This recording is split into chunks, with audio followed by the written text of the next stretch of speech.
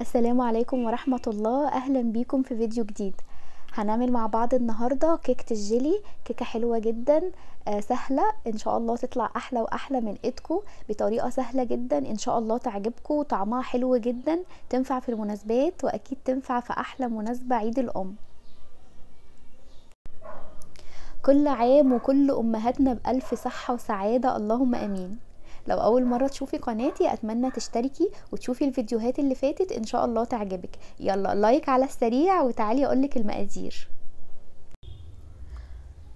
المقادير: كوباية دقيق ناقصة معلقتين، تلت كوباية لبن، ربع كوباية زيت، نص كوباية سكر عليهم معلقة زيادة، معلقة كبيرة، واربعة باكت جيلي، وعندي 4 بيضات فاصلة الصفار عن البياض. زي ما دايما ما تعودنا هنبطن القالب بالمادة الدهنية والدقيق، وهشغل الفرن على درجة حرارة 180، وهنخل كوباية الدقيق بتاعتي، الكوباية ناقصة معلقتين كبار، وهحط عليها معلقة بيكنج باودر وذرة ملح وهنخلها كويس. عندي 4 بيضات فاصلة الصفار عن البياض. هجيب البياض هحط عليه ذرة ملح وهضرب بالمضرب الكهرباء. هضرب كويس جدا لغاية لما احس ان الرغاوي بدأت تبان ولون يفتح شوية. هنزل بنص مقدار السكر.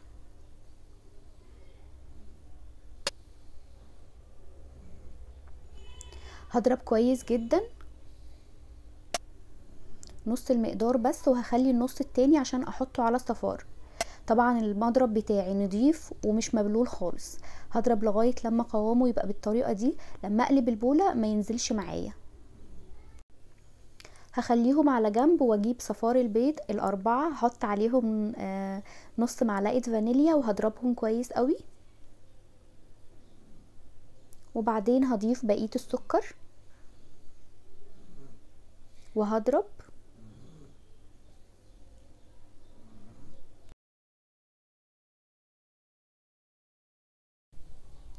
وانا بضرب دلوقتي هضيف بقى الزيت سرسوب صغير خالص لغاية لما المقدار يخلص معايا. كل ده وانا بضرب هضربه كويس جدا لغاية لما لونه يبقى فاتح، هيفتح معايا اهو، لونه بقى فاتح شوية. دلوقتي هضيف اللبن. انا كده ضفت كل السوائل بتاعتي وهضرب كويس جدا لغاية لما كل الخليط يمتزج مع بعضه. كده خلاص كل الخليط بتاعي تجانس. هستغنى عن المضرب الكهرباء وهدخل الدقيق، بس هستخدم الاسباتيولا او المضرب اليدوي العادي، وهقلب كويس جدا علشان الدقيق يختلط كله بالخليط والدقيق ما يبقاش باين معايا خالص، بس بالراحة وبطريقة دائرية علشان الهواء ما يخرجش من الكيك. هقلب المكونات بتاعتي مع بعض بطريقة دائرية، وبعد ما هخلص هاخد من الخليط ده شوية على البياض اللي انا عملته في الاول وهقلب.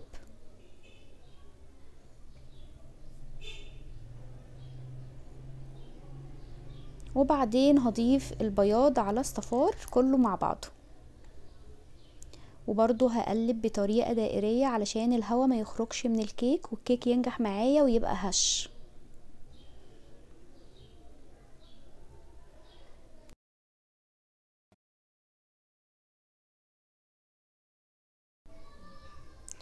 كده خلاص كل المقدار دخل في بعضه وبقى متجانس خالص. هجيب القالب بتاعي وهضيف فيه كل الخليط،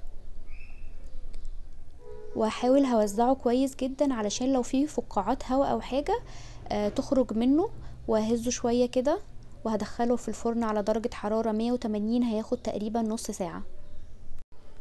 بعد نص ساعة بالظبط هطفي على الكيك، هطفي الفرن وهسيب الكيك في الفرن 5 دقايق، وبعدين هخرجه هيبقى بالطريقة دي مستوي خالص وهش جدا. طبعا هتختبريه بخلة سنان او باي حاجة موجودة هتطلع نضيفة، يبقى الكيك كده مستوي وزي الفل. هخلي الكيك بتاعي على جنب يبرد. هقلبه وهخليه على جنب. هجيب الجيلي بتاعي 4 باكت. هحط على ال4 باكت 4 كوبايات مية بس. طبعا انتوا زي ما انتوا عارفين ان الجيلي بيتعمل بكوبايتين، الباكت بكوبايتين ميه، كوبايه سخنه وبعدين لما تدوبي الجيلي كوبايه ساقعه. لا انا هستغنى عن الاربع كوبايات التانيين، هضيف 4 بس علشان الجيلي يبقى متماسك على الكيك وما يسحش مني بسرعه. هحليه بقى بالطريقه اللي انتي بتحبيها على حسب ذوقك، وهقلب كويس جدا لغايه لما الجيلي يدوب بالميه السخنه، وبعد كده هضيف الكوبايتين الميه الساقعه.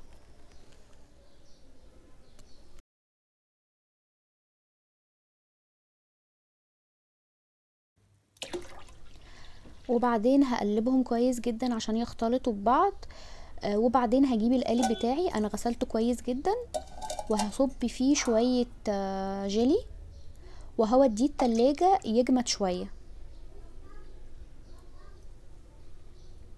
وبعد ما هيخرج من التلاجة هحط بقى قطع فراولة وموز كتزيين، وطبعا التزيين ده على حسب ذوقك.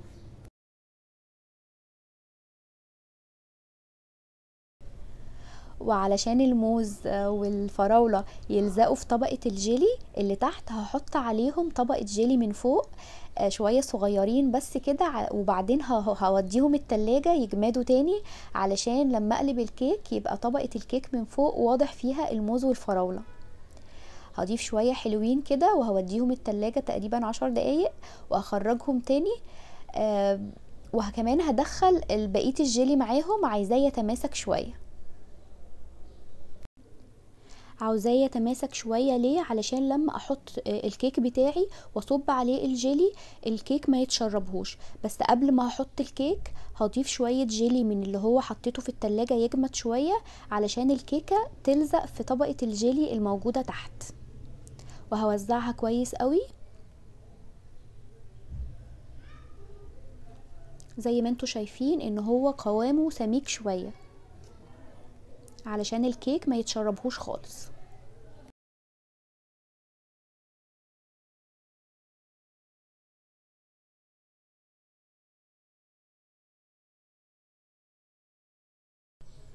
خلاص كده انا وزعت كل طبقة الجيلي بتاعتي. هضيف الكيك،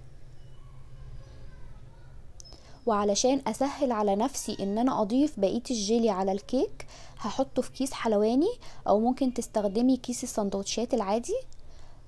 كده بطريقة سهلة جدا هتضيفيه، سهلة جدا، اسهل واسهل عليكي جدا ما تحطي بالمعلقة، بسرعة وبكل سهولة.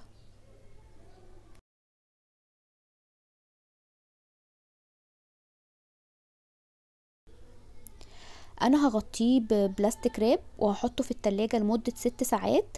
او ممكن تعمليه من بالليل زي ما انا عملت وتسيبيه في التلاجة، والصبح ان شاء الله يتقدم كده. بعد ما خلاص 6 ساعات هقلبه في طبق التقديم، وعلشان يتقلب معايا بكل سهولة هجيب فوطة مبلولة بمية سخنة وهمشيها على القالب من فوق ومن الجناب علشان الجيلي يفك من الصينية بتاعتي بكل سهولة.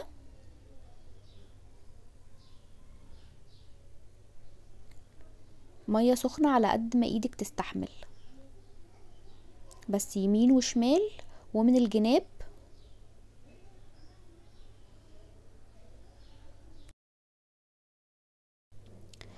كده هشيل القالب بتاعي بالراحة خالص،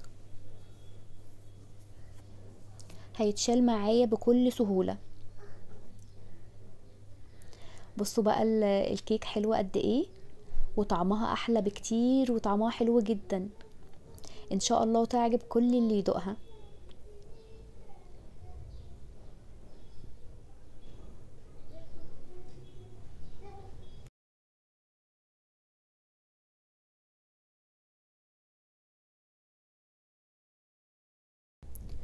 يلا بقى نقطع قطعة مع بعض زي ما اتعودنا ونشوف قوامها من جوه عامل ازاي.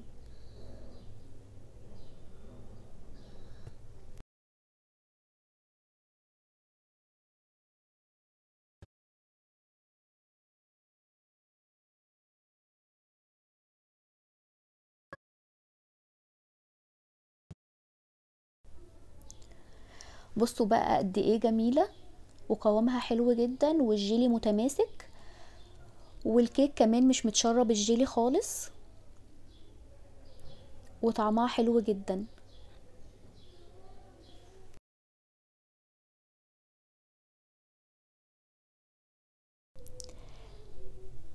اتمنى الوصفة تكون عجبتكم وتكون خفيفة وحلوة على قلبكم.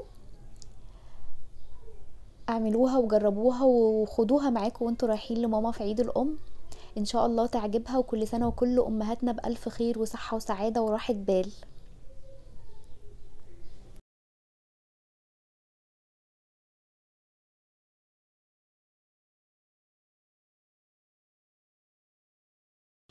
لو اول مرة تشوفي قناتي اتمنى تشتركي في القناة وتفعلي جرس الاشعارات عشان تشوفي الفيديوهات الجديدة اللي هنزلها ان شاء الله. واستني مني وصفات تانية كتير. استودعكم الله والسلام عليكم ورحمة الله وبركاته.